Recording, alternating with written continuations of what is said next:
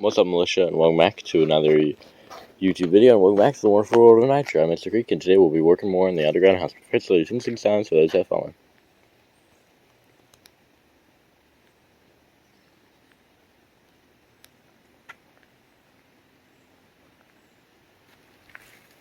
Okay, and we're back. So, yeah. We're going to be working more in the underground house. I do want to talk a bit, though, about some stuff. First of all, I want to talk about this world. Now, I know I talk about this a lot, but here's the thing. I kind of just was. I made pancakes today, okay? And we still have the Aunt Jemima bottle. And now it's like the Pearl Mill baking and something like that. What the thing is, don't you think it's a bit racist that they changed from Aunt Jemima to the Pearl Mill Baking Company? Now, weren't they also saying that the Aunt Jemima was like, it was racist? Weren't they saying that? You know, it's mighty funny that when you look at it, people are being racist under your noses. You notice when you go and watch an ad, you'll see a black and white couple.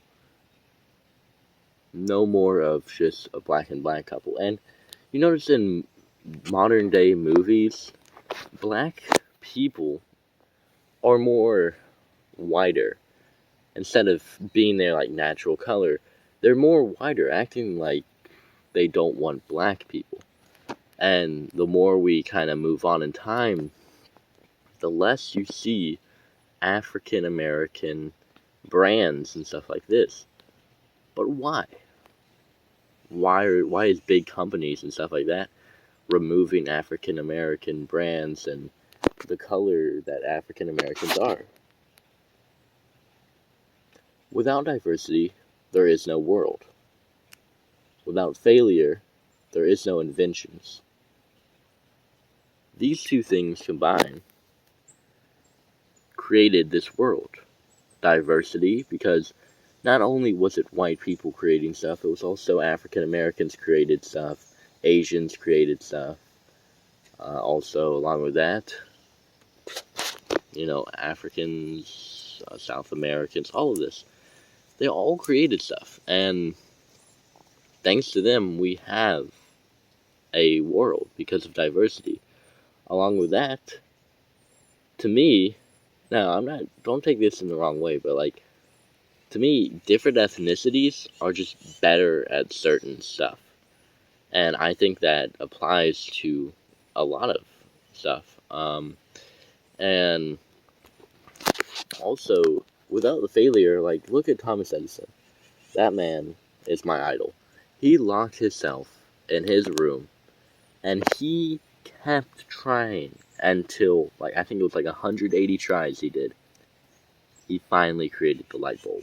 180 tries. Imagine that. That is a genius right there. That man did not give up until he finally figured it out. And thanks to him, we have electricity and the light bulb. Thanks to Alexander Graham Bell, we have the telephone. We have the railroads, thanks to the people who worked on it. We have roads, thanks to the people who worked on it, and the people who figured it out. Henry Ford, thanks to him, we have a car. These people created a world for us. And now look at us. We think we don't have enough rights. We think that we are better than others. And I myself am guilty of that. I always think that, oh yeah, I'm smarter than, these people and stuff like that. And that's kind of an awful thing when you think about it. Because by no means are we any of us better. We're all God's children, created by God. And because of that, we will always be together and united. We manage to get stuff done when we are united. But when we are separated, we get absolutely nothing done. Nothing. If it was just England fighting in World War II, Nazi Germany would have won. If it was just, what other wars? If it was just us, like the Americans, fighting in the Revolution, we wouldn't have won. We would have lost, but thanks to the French, we won. See, when we are united together, that's when we are stronger. Our country's name is the United States. It's not because we're divided. It's because we're united. We fought so much. So strong. I don't know who is here, man, but it's completely ruining my speech. My dog is barking so much. Anyway, we fought so strong and so much, having to take lives of our own brethren, because we had to unite our country. If we didn't, we would have no country. African Americans would still be treated like rubbish. And here's the thing. Many think like, oh, African Americans, aren't the greatest and stuff like that. I don't think that's true. I met some really good African Americans. And if you think like, oh, look down south, the shootings and stuff, like I've watched these videos of people are always like blaming African Americans for like shooting down south, like Tyler Oliveira, when he was like most dangerous, filming the most dangerous city, and talking about it. Everyone was saying like, oh, it's the black people and stuff like that. I don't think that's true, because if anything, it wouldn't be the black people, it would be the drugs that they are on. That is why I hate drugs so much. You don't know what you're doing when you're on them. You lose full control, and it hurts so much to see people losing control. People go downhill when they're on drugs, and it hurts me so much. And then when I hear like someone overdosed on drugs or something like that, I just want to grab every drug and break it down, and just destroy it. Here's the plan I'm going to do. When I become president, I'm going to take drugs that aren't being used as much slowly out of this world. So say like everyone's on marijuana right now, okay? I think like marijuana is like the most popular drug right now, I'm pretty sure.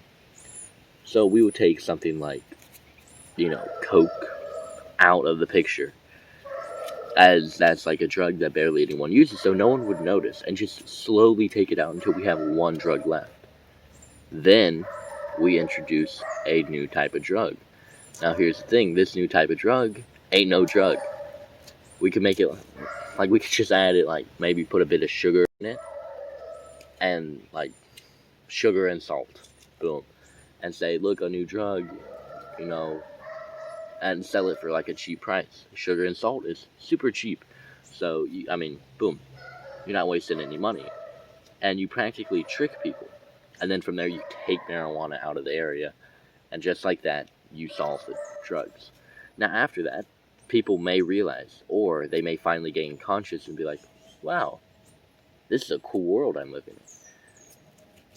See, right now people just want more and more, and they don't ever care about like what they have. Again, I'm guilty of that. I'm always like looking at stuff like, whoa, that drone looks awesome, and I kind of want that drone. Yet I was given a family. We have a good house, a big yard, we have fresh water, we have food every day. I was given a good life, man. It's human nature, though, to want and to be mad. And that is indeed what I do. I wish I wasn't always, maybe getting mad and stuff. And I definitely have been fixing getting mad. Thankfully, see, I know I already told you this, but for so long, since I could talk, I was calling myself a Christian. Yet I wasn't. I never forgave anyone. If someone hit me, I would hit back. I always was mad. I just wasn't doing good, man. And it didn't make me feel good. Then, during last April, I started to read the Bible. Like, something just told me to read the Bible. And I started to read it and found God, and my whole, way of life was changed. I truly saw this world and the beautiful colors that it has, and even the smallest of dirt grain could be so beautiful. And see, that's like you, okay? Let's just say this. You're this dirt grain in the world, okay? But you're still miraculously beautiful. Even though this looks like, it's just like a little pebble or a dirt grain, it still is very complex, compacted with multiple different grains of dirt and sand from periods of time. That is like you. I care for everyone very deeply in this world, no matter what you've done. I have also committed my own, sins and stuff like that. And I care for each and every single one of y'all deeply. Even though I may not feel like it, I will still forgive y'all. And I will always be there for y'all. I will take a bullet for y'all. And here's the thing. What I hate hearing is, we all know that Trump almost got assassinated. I hate hearing the people say that. How did he miss? He could have shot him. We could have had a better country. That is the most messed up stuff I have ever heard. By no means do I like any of our candidates we have right now. But for an assassination attempt on a president, you really think that it would have been a better country? No. Then what would be stopping people from assassinating Biden? Okay? No one is that delusional to believe this, to think that Trump deserves death. I don't care what he's done. Like it or not, he's most likely going to be our president now. So it's just so annoying. Anyway, that is how I feel in the world, man. And I truly care for every single race and every single thing in the world, from organisms to all of this, to even the slightest of bacteria. And I will care for every single one of y'all. Thank y'all for watching. Have a good rest of your day, and I'll be seeing y'all tomorrow. Bye, y'all. Have a good day. Stay safe, and God bless.